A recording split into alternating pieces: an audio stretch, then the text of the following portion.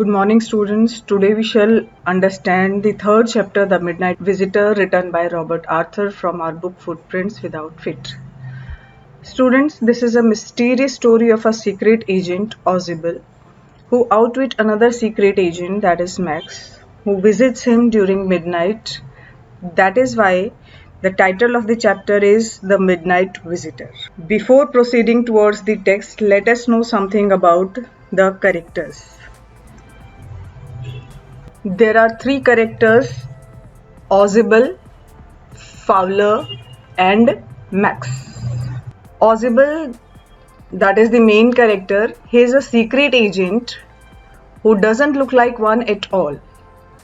देखो बेटा, हम लोगों ने बहुत सारे सीक्रेट एजेंट्स के बारे में पढ़ा है, सुना हुआ है, लेकिन नॉर्मली जब हम इस पिक्चर को देखते हैं तो हमें ये कोई सीक्रेट एजेंट की फोटो नहीं लगती है. बट सीक्रेट एजेंट ऐसे भी हो सकते हैं, because he shows great presence of mind to outwit another secret agent. यहाँ पे हमें कुछ अलग से एक सीक्रेट एजेंट के बारे में बताया है जो हम एक अपने चैप्टर में पढ़ेंगे. हमारा नेक्स्ट कैरेक्टर है, that is Fowler. Fowler, he is a young and romantic writer. He is young. You have understood. Romantic here describes the imaginative, कि उसकी imagination powers बहुत ज़्यादा है. बहुत अच्छी वो stories imagine करता है, बहुत अच्छा वो writer है. Who is looking for some excitement in the company of a secret agent, जो Ozible को ज्वाइन करता है क्योंकि वो बहुत excited story लिखना चाहता है और वो एक्साइटमेंट फील करने के लिए Ozible के साथ कुछ टाइम स्पेंड करता है. लेकिन वो Ozible को देखकर क्या फील करता है, इनिशियली उसकी क्या फीलिंग्स होती है और बाद में उसकी फीलिंग्स कैसे धीरे धीरे चेंज होती है, ये हमारी स्टोरी में डेवलपमेंट होगी. हमारा थर्ड कैरेक्टर है, that is Max, a rival secret agent who is fooled by Ozible and falls to his death. अब इस कैरेक्टर को देख के हमें ऐसा फील हो रहा है कि he is very similar to a secret agent, लेकिन सिर्फ लुक्स से कुछ मैटर नहीं करता, लुक्स कुछ डिस्क्राइब नहीं करते. ये हमारी स्टोरी का थीम है. तो हम लोग हमारी स्टोरी शुरू करने से पहले इसके टेक्स्ट के साथ चलते रहेंगे. जैसा कि आपने सुना होगा, काफ़ी सारे सीक्रेट एजेंट्स के बारे में सुना होगा. जेम्स बॉन्ड है, या आपने कोई सीरियल देखा होगा, CID देखा हो. सीक्रेट एजेंट हमेशा कुछ ना कुछ मिस्ट्री सॉल्व करते रहते हैं. हमारा main character Ozible, he is also a secret agent and he also does so. वो भी ऐसा ही करता है, but his methods are some way different from others. लेकिन उसके मेथड्स दूसरों से अलग हैं. Let us go through the text and know his mysterious way of solving the mysteries. Ozible didn't fit any description of a secret agent. Our first line says that what is description? Description, we know that the secret agents they are physically fit, they are having guns and all that. लेकिन हमने शुरू में ही जाना था कि हमारे जो Ozible है उसकी लुक्स एक सीक्रेट एजेंट की तरह नहीं है. तो यहाँ फॉलर की थॉट हमें बताया हुआ है. फॉलर सोचता है कि Ozible की जो लुक्स हैं, जो डिस्क्रिप्शन है, वो किसी सीक्रेट एजेंट की तरह नहीं है.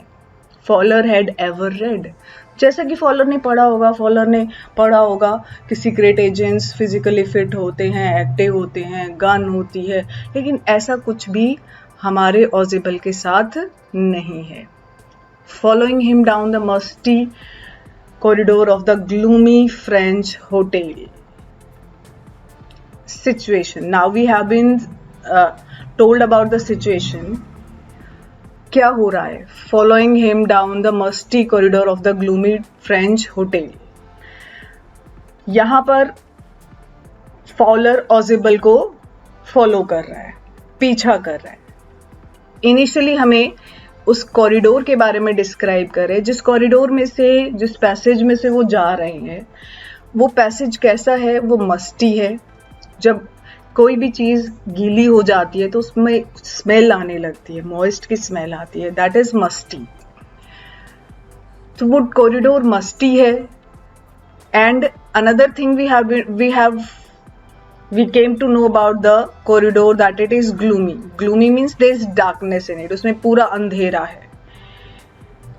It was a corridor of a French hotel. और ये जो कॉरिडोर है ये किसका है?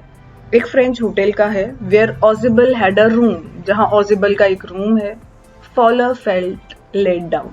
So सिचुएशन क्या है कि ऑजिबल के पीछे पीछे फॉलर चल रहा है और चलते चलते उस सिचुएशन के बारे में भी सोच रहा है और ऑजिबल के बारे में भी सोच रहा है। ना तो सिचुएशन पॉजिटिव है, स्मेली एटमॉस्फेयर है, डार्कनेस है, ऑजिबल भी कुछ सीक्रेट एजेंट की तरह दिख नहीं रहा है। तो फॉलर की फीलिंग्स, इन दोनों चीज़ों को देखकर वो कैसा फील कर रहा है? लेट डाउन, डिसअपॉइंटेड फील कर रहा है। It was a small room on the 6th floor. एक छोटा सा कमरा है जो कि उस होटल के 6th फ्लोर के ऊपर है, और 6th फ्लोर यानी उस होटल का सबसे टॉप फ्लोर है वो। Scarcely setting for a romantic adventure. Hardly वहाँ पर कोई भी रोमांटिक यानी इमेजिनेशन, कोई एडवेंचर हो सकता है, कोई एक्साइटमेंट हो सकती है, कोई थ्रिल हो सकता है जिससे फॉलर को अच्छा लगे, फॉलर को फील करे कि हाँ सीक्रेट एजेंट्स के साथ ऐसा होता है। ऐसा होने के चांसेस स्कार्स है, हार्डली है, बहुत मुश्किल है। Ausable for one thing fat, very fat, and then there was his accent. So हमें एक सिंपल सी चीज़ बताइए कि ऑजिबल की डिस्क्रिप्शन सीक्रेट एजेंट के लिए फिट क्यों नहीं? क्या रीजंस हैं? पहली चीज़ उसने एक्सप्लेन किया है कि वो फैट है, और फिर सिर्फ फैट नहीं है, he is very fat. Then there was his accent, और अगर फिर हम बात करें तो उसकी एक्सेंट यानी प्रोनाउंसिएशन, उसके उच्चारण की, उसके बोलने के तरीके की, तो उसमें भी कुछ गड़बड़ है। और क्या है वो? दो ही spoke French and German passably. कौन सी लैंग्वेजेस वो बोलता है? फ्रेंच बोलता है, जर्मन बोलता है, लेकिन okay means averagely. So he had never altogether lost the American accent he had brought to Paris from Boston 20 years ago. So एक चीज़ हमें जानने वाली है कि वो अमेरिका यानी बोस्टन से कहाँ पर सेटल हुआ है? पेरिस में सेटल हुआ है। Paris is the capital of France. So वहाँ 20 साल हो गए रहते रहते। He might have learned these languages, but yet it is not possible for him to learn these 2 languages. Still वो अमेरिकन एक्सेंट अच्छे से बोल पाता है, लेकिन फ्रेंच और जर्मन बस बोल लेता है। तो उसके फिजिकल फिटनेस में प्रॉब्लम है, उसके बोलने के तरीके में भी प्रॉब्लम है, और ये दोनों चीज़ें देखकर फॉलर के फीलिंग्स क्या है? You are disappointed, Ausable said wheezily. Wheezily means जब कोई इंसान मोटा हो जाता है तो उसकी साउंड जो है उसमें ब्रीदिंग, सांस आनी शुरू हो जाती, सांस के साथ वो बोलता है। सो यहाँ पे ऑजिबल फॉलर को कहता है कि शायद तुम मुझे देखकर क्या हो गए हो? दुखी हो गए हो, अपसेट हो गए हो। You were told that I was a secret agent, a spy dealing in espionage. तुम्हें बताया गया है that you are being told that I am a secret agent, I am dealing in espionage. Means dealing in espionage means spying करना, and danger, और danger से, खतरों से खेलना।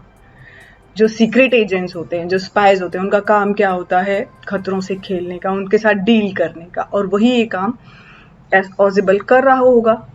You wish to meet me because you are a writer, young and romantic, और तुम मुझसे इसलिए मिलना चाहते हो कि तुम एक यंग और रोमांटिक राइटर हो।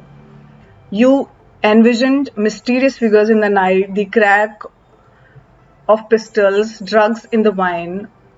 इनविजन, तुमने ये सोचा होगा कि कुछ मिस्टीरियस फिगर्स होंगी रात को, कुछ गोलियां चलने की, क्रैक ऑफ पिस्टल्स होगा, कुछ वाइन में ड्रग्स डाली जा रही होंगी, कुछ डिफरेंट होगा.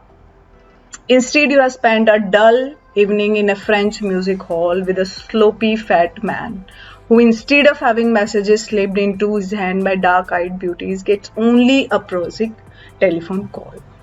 तो उसके बजाय, मतलब जो उसने सोचा था कि क्या एडवेंचर होगा, क्या गन की शूटिंग होगी, कुछ ऐसे साउंड ऑफ शूटिंग होगा, कुछ डिफरेंट होगा, ऐसा कुछ भी नहीं हुआ. इंस्टेड उसके बजाय एक बोरिंग सी शाम, इवनिंग उसने उस फैट मैन, उस केयरलेस से फैट मैन के साथ स्पेंड किया है.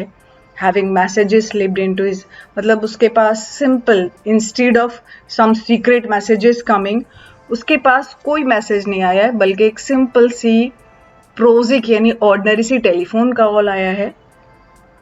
And that was just for an appointment. You have been bored. तो कुछ डिफरेंट नहीं हुआ है, इसलिए तुम मुझे देकर क्या हो गए, बोर हो गई है. The fat man chuckled to himself as he unlocked the door of his room and stood aside to let his frustrated guest enter. और वो अपने दबे, chuckling means to laugh. When we laugh in our with our closed mouth, then it is chuckling. So वो अपने दबे मुंह से हंस रहा है और मीनवाइल एक काम कर रहा है. क्या कर रहा है? He is opening the door of his room and stood aside, और दरवाजा खोलते ही वो अपने गेस्ट, दैट इज फॉलोअर, उसको अंदर आने के लिए परमिशन देता है. That's all for today students. Notice the use of past tense. Realize the importance of past indefinite tense and past perfect tense. We shall deal with these tenses after the chapter. Understand the story. Remaining part of the chapter will be done tomorrow. Write down the word meanings in your copies. Thank you.